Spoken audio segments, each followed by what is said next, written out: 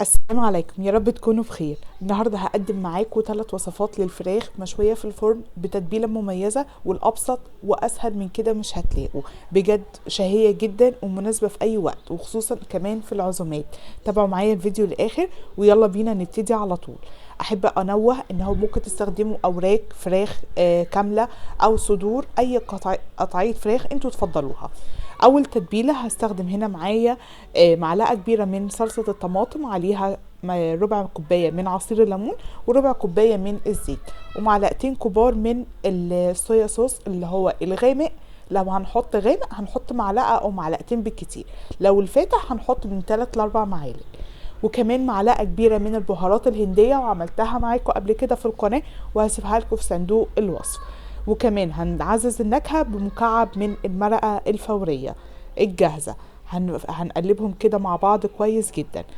طبعا مش هنستغنى عن المرطب، او يعني اللي بيدي النكهة مميزة، هي علبة الزبادي، علبة كده صغيرة او معلقتين كبار من الزبادي. هنقلبهم كده مع بعض كويس جدا جدا جدا، نتأكد ان هم اختلطوا كلهم مع بعض. طبعا هنكون حاطين برضو شوية من الملح وشوية من الفلفل الاسود. تمام.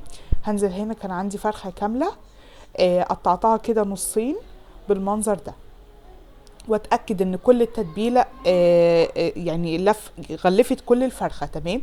هسيبها على الاقل ساعتين 3، كل ما تسيبيها في التتبيله كل ما كان افضل. هنا جبت بايركس او صينيه، حطيت فيها شرايح من البصل، او تقدري تحطي كمان خضار مفيش مشكله. ابتديت حطيت الفراخ ونزلت بشويه من الميه كده، حطيتهم على التتبيله ونزلت عليهم كده في البايركس بتاعي، وسبت كمان شويه. هقول لكم هنعمل فيهم ايه دلوقتي. غلفت الصينيه بالبايركس بتاعي كويس جدا، ودخلته الفرن لمده ساعه على 180. وبعد الساعه هشيل الورق الفويل، وكمان هسيبها تاخد وش كده على نار هاديه. هنا هنبتدي نعمل السلطه بتاعتنا. الخضار اللي عندك، انا استخدمت طماطم، خيار، بصل، اسمه ايه، فلفل، والبقدونس. تمام. نزلت عليهم بشويه من الملح والسماق والكمون وعصير الليمون، قلبتهم بالمنظر اللي انتوا شايفينه ده. السلطه دي سلطه الحياتي، عملتها برضو معاكم في القناه كتير. تمام.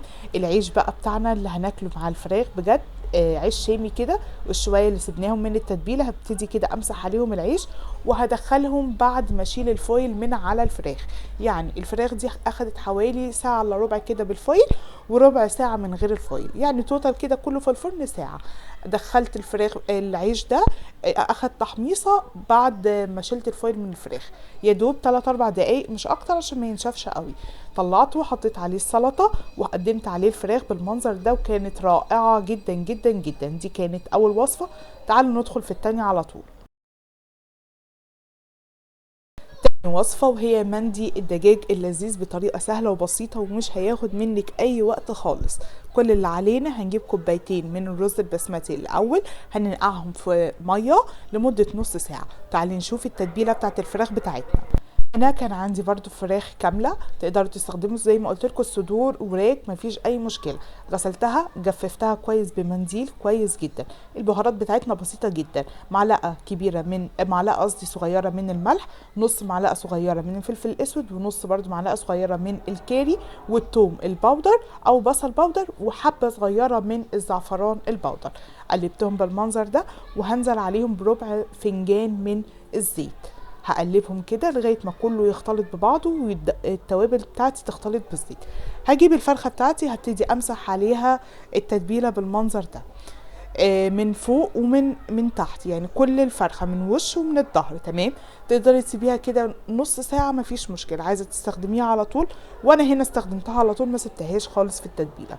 هنجيب الرز بعد ما صفيناه كويس جدا، تقدري تستخدمي رز مصري مفيش مشكله. هنصفيه كويس جدا من الميه ونحطه في البايركس بتاعنا. هنضيف بقى عليه المطيبات بتاعته من ورق اللورا، ليمون مجفف، قرفه، حبهان. والحبهان لما تحطيه تعرفي انت حاطه كام فص عشان نشيلهم في الاخر. وكمان شويه من الملح وشويه من الفلفل الاسود، يعني معلقه صغيره من الملح ونص معلقه صغيره من الفلفل الاسود، وكمان ربع كوبايه من الزيت. ما تنسيهاش خالص الزيت، لان هو اللي هيخلي الرز بتاعنا مفلفل مش معجن. تمام. هبتدي اضيف 4 كوبايات من الميه، على طول الرز البسمتي بياخد يعني الكوبايه تاخد كوبايتين من الميه او المرقه، بس اهم حاجه لازم يكون مغليه تماما. تمام، هنزل عليها هغلفها بالفويل ورقه، هغلفها كويس جدا جدا جدا. لو ورق الفويل خفيف يا ريت تحطي ورقتين، انا برضو هنا حطيت ورقتين زياده احتياط.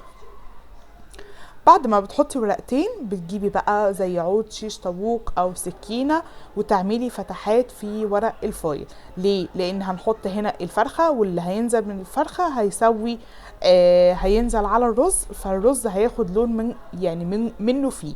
تمام، هنجيب بس السكينه ونعمل فتحات كويسه كده كذا فتحه قبل ما نحط الفرخه. تقدري هنا لو عندك مصفى بجد تبقى جميله جدا، تستغني عن ورق الفويل، تحطي مصفى كده على البايركس وتحطي عليها الفراخ وتغلفيها بالفويل، هتبقى جميله جدا. جبت الفراخ بتاعتي حطيتها على الفويل، وبرده هرجع ااكد تاني بالفويل فوق الفراخ. هدخلها الفرن على درجه حراره 180 لمده ساعه الا ربع، وهتبقى بعد الساعه الا ربع بالمنظر الجميل ده. ادي الفويل حشناه، وهنشيل الفراخ بتاعتنا نحطها على طبق. وكمان هنفتح بقى على الرز. بصوا الرز بسم الله ما شاء الله، يعني اللهم بارك، حاجه جميله جدا وسريعه جدا. دي بقى ما بتاخدش وقت في التتبيله ولا اي حاجه.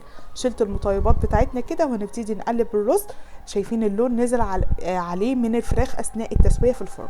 تمام، طبعا لو الفراخ صغيره بتسيبيها ساعه الا ربع، لو الفراخ كبيره يعني بتشيلي الفويل وتحطي سكينه كده، لو طلعت سائل يبقى لسه شويه، لو ما طلعتش يبقى خلاص هي كده تمام. اديتها رشه بس من البقدونس ورشه وشويه من الكاجو، ودي كانت تاني وصفه سهله وبسيطه جدا جدا جدا. تعالوا التالتة اسهل مما يكون. التالتة دي فراخ مشوية على الطريقة التركية. بجد لو عملتيها مرة هتطلب منك كل يوم، بجد يعني انا مش مسؤولة عن الزن عن الوصفات دي. لو عملتيها فعلا مرة كل شوية هيقعدوا يطلبوها منكم، بس جددي في وصفات الفراخ ومش هتندمي. جربي وصفة من التلاتة او جربي التلاتة، بجد هيعجبوكي جدا جدا جدا. هنا التوابل بتاعتي او الخضار بتاعي: طماطم، فلفل احمر، فلفل اخضر، بصل، ثوم، وكمان تقدري تستخدمي فلفل حامي لو حابه، مش حابه مفيش مشكله. وهنا علبه من الزبادي بما يعادل معلقتين كبار، وربع كوبايه من الزيت. هجيب الكبه هفرم الخضار والزبادي والزيت مع بعض كويس جدا بالمنظر ده، هيديكي الصوص الرهيب ده. هنزل عليه بالتوابل اللي هسيبها لك في صندوق الوصف، وهي عباره عن معلقه صغيره ملح وبابريكا كاري، ومعلقه صغيره، نص معلقه صغيره من الفلفل الاسود، و بس وهسيب لكم التوابل دي برده في صندوق الوصف. تمام، هنا فرخه كامله غسلتها وعملت فيها شرايح كده، ضروري نعمل شرايح عشان ننزل التتبيله فيها. نزلت بثلاث ارباع التتبيله، وهسيب ربع برده زي هقول لكم هنعمل فيه ايه. نقعتها في التتبيله لمده ساعتين، وهنا الربع الباقي من التتبيله جبت العيش العربي او العيش الشامي، هرصه بالمنظر ده في صينيه تدخل الفرن، وهحط عليه التتبيله، هوزعها كويس جدا. وبجد العيش ده هتتخانق عليه، حرفيا هتتخانقوا عليه. هدخله الفرن كده دقيقتين 3 مش اكتر، مجرد بس ينشف سنه، مش عايزاه يبقى ناشف كله، لا هو ياخد تحميصه بسيطه. فدقيقتين 3 في الفرن، وهطلعه واحط الفراخ عليه. الفراخ هدخلها بالصينيه بتاعتها كده بالفرن، هغلفها بالفويل كويس جدا، وهدخلها الفرن لمده برده ساعه، وبعد يعني ساعه الا ربع، وبعد ساعه الا ربع هخليها تاخد وش كده وتنشف من على الوش، هتبقى بالمنظر اللي انتوا شايفينه ده. وده برده يرجع لحجم الفراخ اللي انتوا مستخدمينها. لو الفراخ اكتر من 2 كيلو يا ريت تسيبوها اكتر من كده وتتابعوها بسن سكينه. حطيتها هنا على العيش، اديتها شويه من البطاطس المحمره والبصل، وكانت رائعه جدا جدا. كانت 3 وصفات للفراخ المشويه في الفرن، اتمنى تكون نالت اعجابكم، واستنوني في فيديو جديد.